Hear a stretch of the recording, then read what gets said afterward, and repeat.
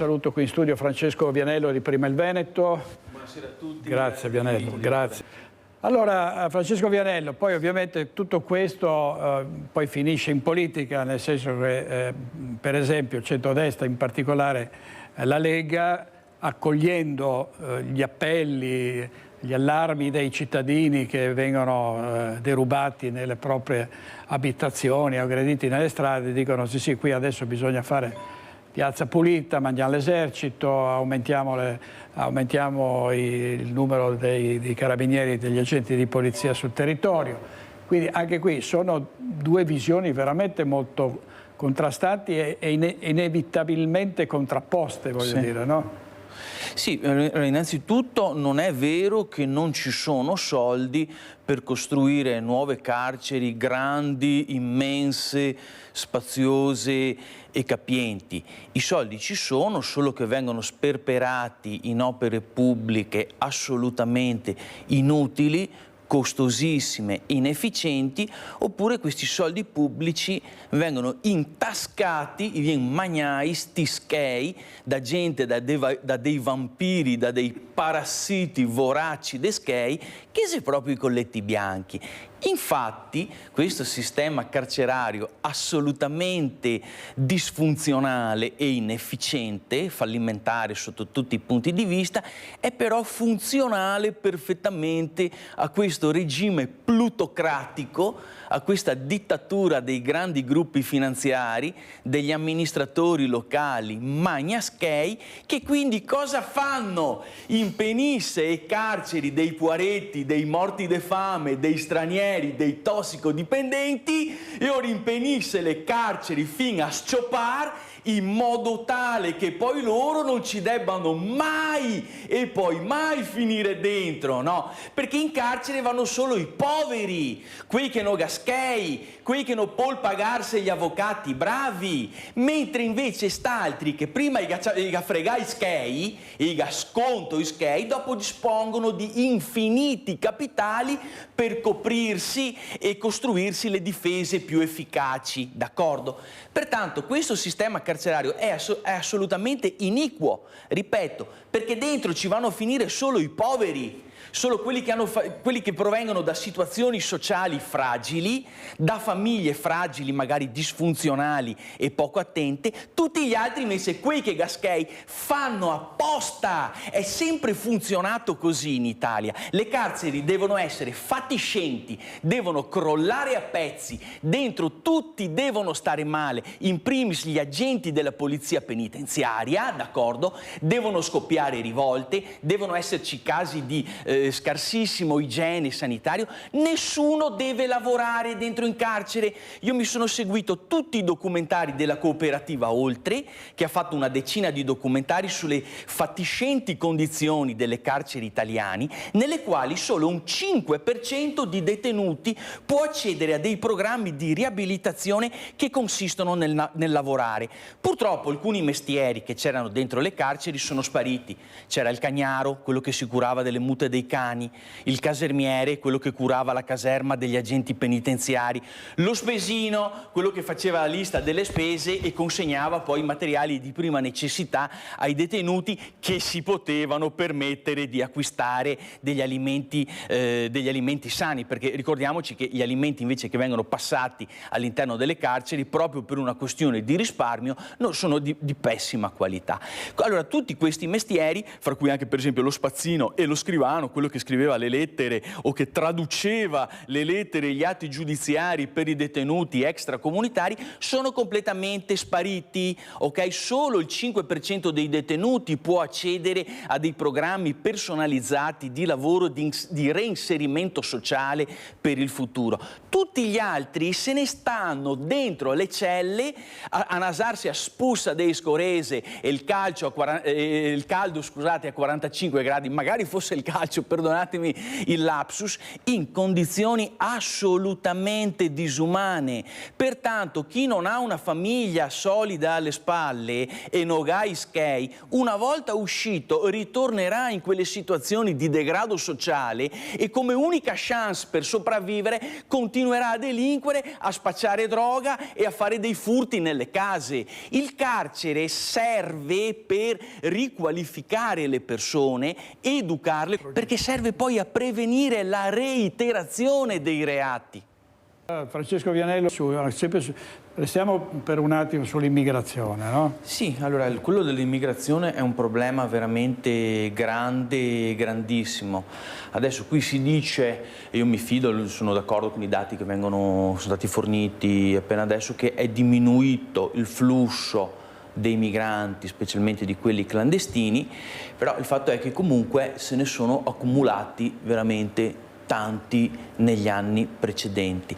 Per esempio nel mio comune, nel comune di Venezia, che oggi purtroppo è sotto la lente di ingrandimento a livello nazionale, e mi creda direttore, per me è veramente uno strazio, cioè quello che sta succedendo, perché ricevo anche telefonate e messaggi da amici fuori regione che mi domandano: ma cosa sedrio succede a Venezia? Allora, nel nostro comune, che non è come tutti gli altri comuni della regione Veneto, ci sono 30.000 cittadini extracomunitari o comunque di origine straniera o extracomunitaria. E per esempio nel quartiere Piave hanno costituito un problema veramente molto grosso a livello di integrazione, perché per integrare massicciamente questa massa umana così grande bisognava fare un programma, nei decenni precedenti, e intervenire con una massiccia mediazione culturale. Allora, innanzitutto bisognava selezionare gli ingressi, e oggi bisognerebbe completamente sigillare le frontiere seguendo il modello Australia, d'accordo? Dopodiché gli extracomunitari che ci sono qui adesso, alcuni lavorano, alcuni hanno messo su famiglia, alcuni sono già alla seconda o terza generazione, comunque richiedono di massicci interventi di mediazione culturale, di mediazione linguistica. Va spiegato che non possono andare vestiti in giro come Dark Fenner, almeno il viso per una questione legale deve essere visibile, non ci si può camuffare e coprire completamente il viso. Vede, questa domanda che lei mi fa cade veramente a fagiolo, perché proprio ieri a Mestre abbiamo ospitato la ex sindaco di Monfalcone, la signora Cisint, oggi europarlamentare, con la quale abbiamo avuto un interessantissimo dibattito.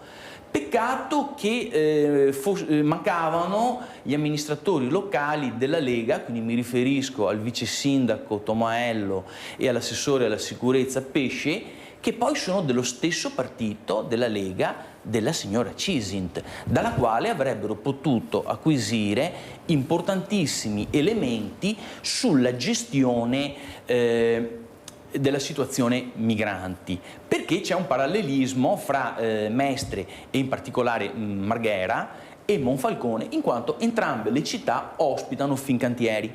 Fincantieri è una società che assorbe una grandissima massa umana di lavoratori, spesso extracomunitari, a bassissimo costo, con un meccanismo di appalti e subappalti a pioggia.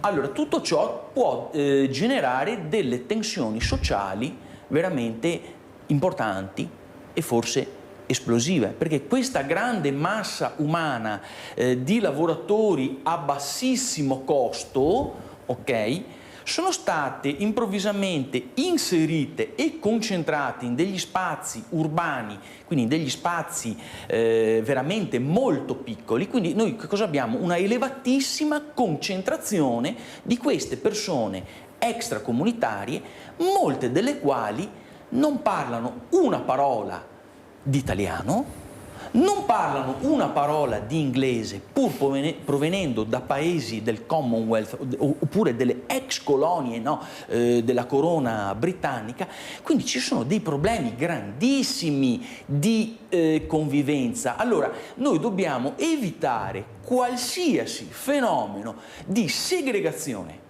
di apartheid, ok? Ma anche di autosegregazione. Non possiamo permetterci che una massa così grande di persone non voglia entrare in contatto con gli italiani, con i residenti nel luogo, non voglia studiare la nostra lingua, non voglia studiare le nostre leggi e quindi integrarci. Noi dobbiamo dialogare con loro, massima apertura nei loro confronti, assolutamente, però c'è bisogno di uno sforzo da parte della politica che è mancato nei mesi e negli anni precedenti, e io ho paura che con quanto sta succedendo oggi, sta coinvolgendo la nostra giunta, l'amministrazione di Venezia, l'immobilismo regnerà sovrano. Questo non ce lo possiamo permettere per i prossimi mesi. Tornando invece al discorso degli extracomunitari, sì. Forse una domanda a monte va fatta, nel senso che come mai abbiamo tutti queste persone del Bangladesh che sono alla Fincantieri? Vorrei che qualcuno mi rispondesse in merito. Perché costano pochissimo. Non credo, forse ci sono anche tanti italiani che non hanno più voglia di fare questo lavoro? Beh, finché vengono pagati così poco, penso di sì, cioè nessun italiano non è giusto. Io non lo so, vorrei essere sicura che sono pagati poco. Siamo sicuri di questo? Chiedo se a non voi, possono permettersi un alloggio, ma devono stare in 20 persone dentro un appartamento, ipotizzo che gli stipendi che percepiscono siano molto bassi, signora. Ma mi scusi, stanno in 20 per un tema culturale perché devono mandare i soldi a casa, o stanno in 20 perché prendono un poco stipendio? Gliela pongo come domanda perché non lo so. Allora, potrebbe essere anche un mix di fattori, naturalmente. Certo è che poi esistono anche delle situazioni di, mi perdoni, cerco il termine più adatto, famiglie poligame. Pertanto sono dei gruppi familiari molto più allargati del nostro, visto che noi al massimo abbiamo un cane e un gatto, ok? E pertanto queste persone si ritrovano, specialmente a Marghera, ok, e nel quartiere Piave di Mestre, si ritrovano con una densità abitativa. Mi creda veramente, perché sono state fatte accurate indagini in corso, di 10-20 persone su 70 metri quadri. E poi dobbiamo chiudere qui in studio Francesco Vianello, prima il Veneto. Grazie Vianello, a presto. Grazie a voi, gentilissimi. Grazie molte.